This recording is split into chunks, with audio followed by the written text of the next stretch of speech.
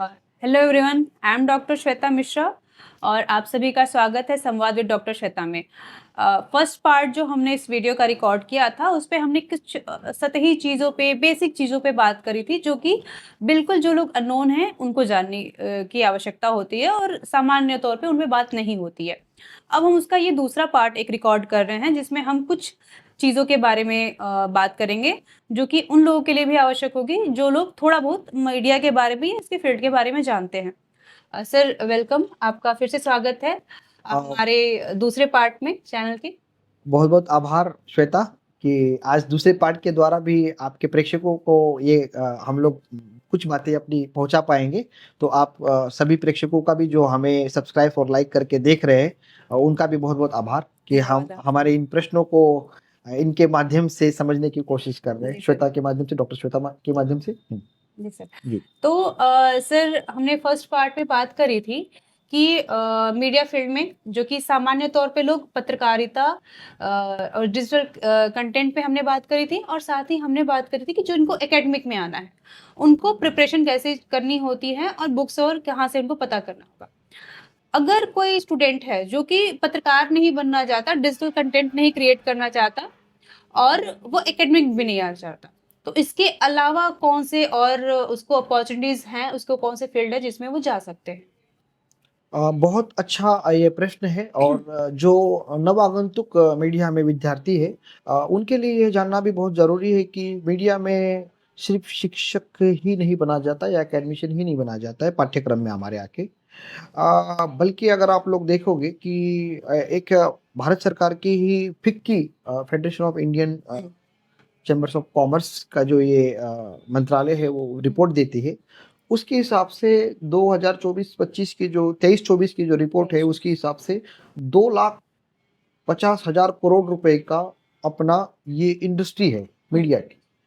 और 2,50,000 करोड़ मतलब ये एक बड़ी अमाउंट होती है। कुछ कुछ देशों की ये वित्तीय बजट होता है, जैसे जैसे जैसे जिम्बाब्वे है, तो या अन्य और कंट्रीज है इसमें, तो उन लोगों का ये वित्तीय बजट है जितने की अपनी ये बड़ी इंडस्ट्री है।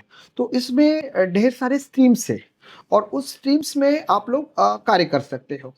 तो स्किल्स जिसके पास है, जिनके भी पास है, वो अपने स्किल्स का उपयोग करके अपने स्वबल पर वो अपने आप को एक बेहतर व्यक्तित्व निर्माण करके समाज में अपना योगदान दे सकता है।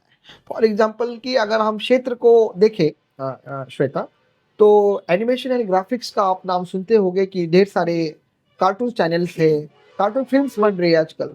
तो कार्टून फिल्म्स बनने के लिए हम फिल्म तो देखते हैं एज ऑडियंस, लेकिन जब आप प्रोडक्शन टीम को देखते हैं ना उसके, तो उसमें script writer, dubbing artist, background में काफी लोग होते हैं, बिल्कुल बैकग्राउंड म्यूजिशियंस।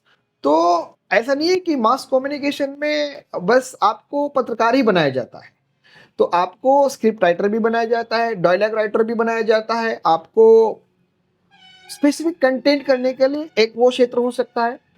साथ ही हम लोग टेलीविजन, रेडियो और समाचार पत्र तक ही इसको सीमित रखते हैं, बल्कि वो वहां तक सीमित नहीं है। हम तो ये कहते हैं कि कॉरपोरेट सेक्टर जो है अपना, जो आज भारत विकास कर रहा है आज के डेट में प्रधानमंत्री श्री नरेंद्र मोदी जी के नेतृत्व में, तो उसमें कॉरपोरेट सेक्टर्स में भी मीडिया के लोगों की आवश्यकता होती है, पब्लिक रिलेशंस ऑफिसर्स के रूप में, या उनको लाइजनिंग्स के लिए मीडिया कम्युनिकेटर्स की आवश्यकता होती है। तो आप देखते होंगे कि मीडिया कम्युनिकेटर्स एक पद भी है, बिल्कुल, और एक मीडिया पब्लिक रिलेशंस भी एक पद है।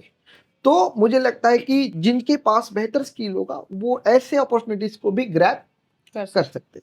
और मीडिया एक साथ में ऐसा सब्जेक्ट भी है कि हो सकता है आप किसी और फील्ड में काम करना चाहते हैं, लेकिन अगर आप इस सब्जेक्ट को पढ़ते हैं तो आपकी कम्युनिकेशन स्किल इतनी बेहतर हो जाएगी कि आप किसी भी फील्ड में जाएं, आप एक अलग व्यक्तित्व के रूप में पहचाने जाएंगे। तो सर मैंने जिस उसी चीज़ को फिर से हम बात करते हैं कि कौन-कौन से फील्ड में वो जाएँगे और किस तरीके से वो अपने अंदर उस स्किल को डेवलप करें। जैसे सपोज़ अगर किसी को पीआर में या एडवर्टाइज़मेंट में जाना है, तो उसके व्यक्तित्व में कौन-सी चीज़ ऐसी है जो कि वो पहले डेवलप कर ले तब उस फील्ड में जाने का वो सोचे? बिल्कुल सही कह रही है श्वेता आप, कि अपनी तैयारी अपने घर से ही होती है। बिल्कुल।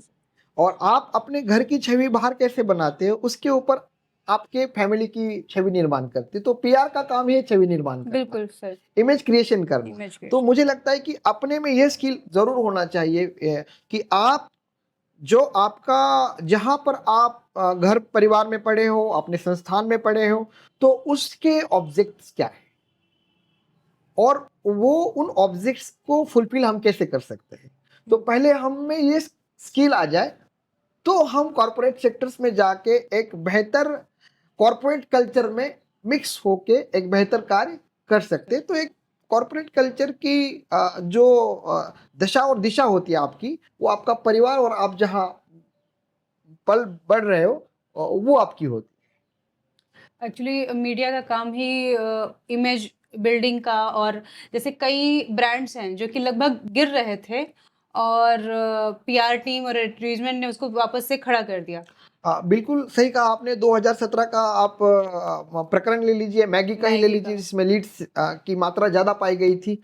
तो एक जगह लग रहा था कि अब मैगी जो है वो ख़त्म हो जाएगा, भारत में बैन हो जाएगा, लेकिन पीआर टीम ने ही उसको क्या किया कि हाईलाइट कर दिया और आज मैगी फिर से अपने आप को एस्टेब्लिश करके सब जगह पर बेहतर तरीके से अलग अलग फ्लेवर में घरों घर तक जा रही है। तो पीआर टीम का काम ही है कि अपनी कंपनी को उसके जो ऑब्जेक्ट्स है वो लोगों के घर घर तक पहुंचाए। इसीलिए मैं ये कह रहा था कि उनमें स्किल्स होना बहुत जरूरी है और वो संयमता होना बहुत जरूरी है। बिल्कुल।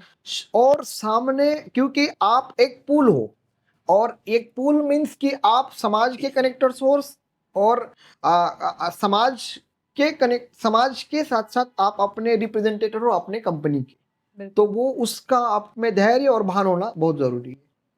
तो जैसा कि सर ने बताया कि पीआर पब्लिक रिलेशन ऑफिसर जो होते हैं उनका काम है ऑर्गेनाइजेशन या किसी व्यक्ति जिसके लिए अगर वो काम कर रहा है उसकी जो इमेज है वो सबके सामने अच्छी बनाए रखना और उस पर काम करना। तो पहले आपके अंदर वो स्किल होनी चाहिए कि अगर कोई चीज है उसको आप कितने पॉजिटिव वे में सबके सामने प्रेजेंट कर सकते हो। और श्वेता, आपका एक दूसरा मुझे एक और प्रश्न बहुत अच्छा लगा जिसमें आपने पीआर के साथ विज्ञापन भी जोड़ा था। जी सर। और इसमें पतली सी लाइन है, पीआर का काम है पॉजिटिव चीजों को लोगों तक पहुंचाना और सही बात को पहुंचाना। उसी तरह दूसरा आपने प्रश्न किया था कि विज्ञापन की क्या स्थिति होनी चाहिए सर। तो मुझे अभी भी याद है कि कोको कोला और थम्स अप के बीच में एक शीत युद्ध चल रहा था। हाँ।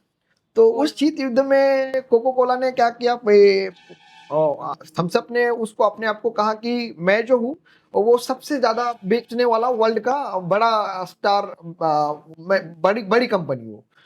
तो उन्होंने उस पर कोई रिप्लाई नहीं किया कोको कोला ने। तो कोको कोला ने जो एडवर्टाइजमेंट निकाला उसमें क्या था कि एक छोटे बच्चे को दिखाया है और जिसमें 10-10 रुपए डाल के 2 कोको कोला की बोतल्स नीचे आ जाती है और छोटा बच्चा उन कोको कोला की बोतल पर, थम्स अप की बोतल्स आ जाती है और उन थम्स अप की बोतल पर खड़ा होता है और कोको कोला की एक बोतल ऊपर से निकाल के पी लेता है। तो ये क्या है, प्रेजेंस ऑफ माइंड, कि आपने किसी को कुछ बोला नहीं लेकिन आपने आपकी स्क्रिप्ट राइटिंग से जवाब दिया। और इसी के लिए किसी भी राइटर्स को कोई कंपनी हायर करती है, चाहे वो जिंगल्स हो चाहे वो स्क्रिप्ट राइटिंग हो। तो आप लोग देखोगे कि जो विज्ञापन के क्षेत्र में कार्य कर रहे हुए लोग होते हैं उनमें शॉर्ट्स जिंगल्स की जो संकल्पना होती है या स्क्रिप्ट राइटिंग्स होती है लोगों के दिल और दिमाग पर हैमरिंग करने वाली होनी चाहिए, ऐसा मेरा मानना है। तो जैसा कि आपने देखा कि स्किल क्या होनी चाहिए, व्यक्तित्व आपका कैसा होना चाहिए, तभी आप मीडिया फील्ड में सफल हो सकते हैं। तो आज के लिए हम इतना ही रखते हैं। साथ में अगर आपको और कोई क्वेश्चन लगता है प्रिपरेशन से संबंधित, फील्ड में जाने से संबंधित, एक्सपीरियंस से संबंधित, तो आप हमें कमेंट में बता सकते हैं, हम आगे उस पर और बात करेंगे। प्लीज़ हमारे चैनल को लाइक और सब्सक्राइब कीजिएगा और सपोर्ट कीजिएगा जिससे कि हम और ऐसे कंटेंट बनाते रहें। धन्यवाद। धन्यवाद। बहुत बहुत आभार श्वेता आपका।